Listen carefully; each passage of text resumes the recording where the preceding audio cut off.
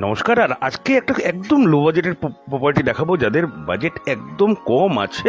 বাড়িটা কিন্তু বিশাল হাইফাই না, আমি বলছি না একদম হাইফাই, একদম মানে যারা খুব কম পয়সার মধ্যে একটা বাড়ি খুঁজছেন, কিন্তু আমার মোটামুটি লোকেশনটা ভালো হতে হবে সেরকম লোকেশন।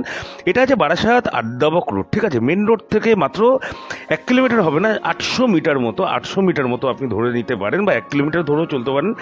আর দুটো ঘর আছে, ঠিক আছে? এই একটা ঘর, বাইরের একটা ঘর, একদম ছোটো খাটো বাজেটের মধ্যে যারা একটা বাড়ি খুঁজছেন।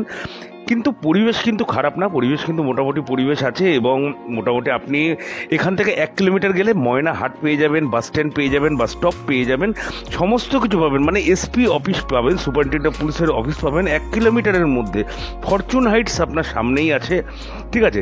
এখান থেকে আপনি টোটো পেয়ে যাবেন বারাসাত স্টেশন অথবা ময়নাহাটের সামনে যাওয়ার জন্য।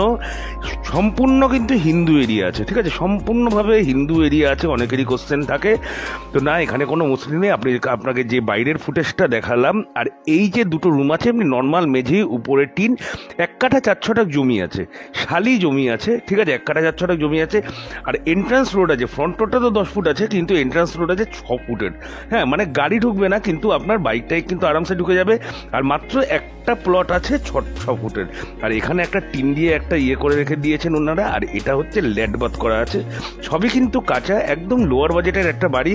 11,50,000 টাকা, হালকা পাতলা, আশা করি নেগোসিয়েশনও হয়ে যাবে। আপনি যদি দেখতে চান তাহলে অবশ্যই স্ক্রিনে দেওয়া নাম্বারে একটু ফোন করে দেবেন। প্রপার্টি